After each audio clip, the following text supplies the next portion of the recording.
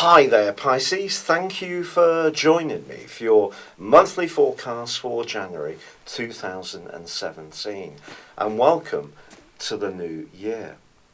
When we go through a change of year, it can be a time when we set our expectations for the next 12 months. And of course, naturally within that is those New Year's resolutions. I feel for this month, for you in particular, there's quite a lot of potential for you to shift in terms of the way you look at life.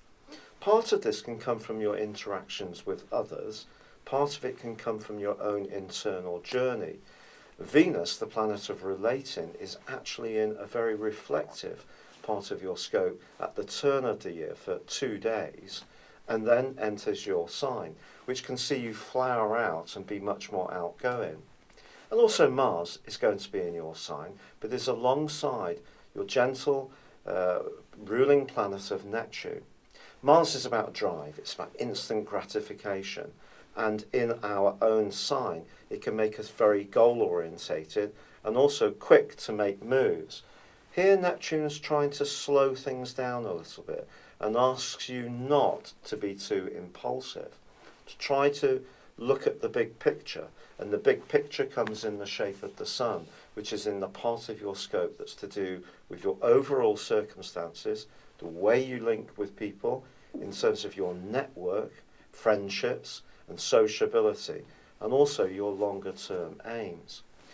But once the sun moves on the 20th back into the sign of Aquarius, and there is the new moon of the 28th, it's back into a period of potential reflection. And Neptune itself can have a reflective type of dimension to it. So as much as you can make thrusts forwards towards any goals and hopes you have, I feel you always need to stay aware of what it means, what are the consequences of whatever actions you take. And particularly when it comes to your friendships. There's a quarter moon which occurs on the 5th, which suggests that some of the people that you mesh with could actually be a little bit disappointing around their values. On the other hand, the fact that Mercury, the planet of communication, starts the year in a very friendly sector, but then rewinds back into the part of your scope that's to do with responsibilities and obligations, suggests it may not be all of a case of getting together with others, connecting and trying to gain a greater sense of enlightenment. You may have some practical issues that do need revisiting, especially around your work or how other people perceive you. Age differences and different outlooks can certainly, from the 5th to the 12th, be very much under the astral microscope.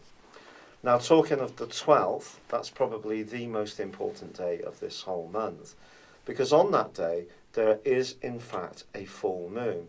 It's a full moon which occurs in your sister water sign of Cancer, which ordinarily would be pretty good for you, to be honest, and it's in opposition, of course, with the sun in Capricorn. And that would point in normal terms towards you grappling with time management, trying to perhaps keep different facets of people in your world happy. It could be a partner feels that you're spending too much time with friends, or perhaps vice versa. What makes this full moon so very, very different and unique is that it actually activates a cardinal grand cross. Cardinal energy in the guise of Capricorn, the sun, Uranus in your sector of everyday resources, the moon in Cancer, and Jupiter, the planet of growth, in the most visible part of your scope, how you interact with the world at large.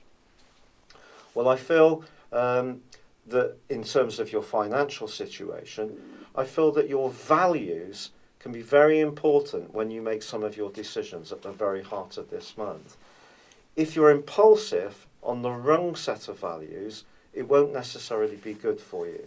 I feel there is going to be almost like a karma within the scope of this month for Piscean people.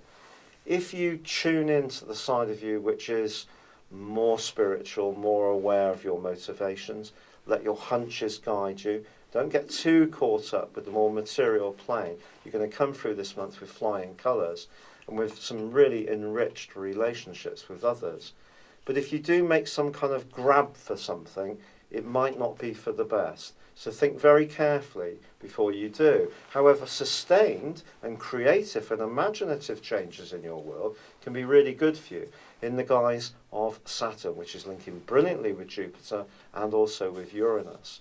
But Uranus and Jupiter being in opposition and being across the opposition of that full moon, well, they can rock things and they can bring a degree of unpredictability into the situation.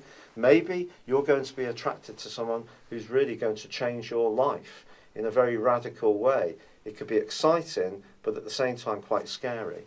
On the other hand, in a long-term relationship, perhaps your values are going to be challenged somehow by other people, and that might not be particularly comfortable. However, once Mars moves out of your sign on the 28th and into Aries, I think you can really start to make sense of what this has all meant in a more practical sense.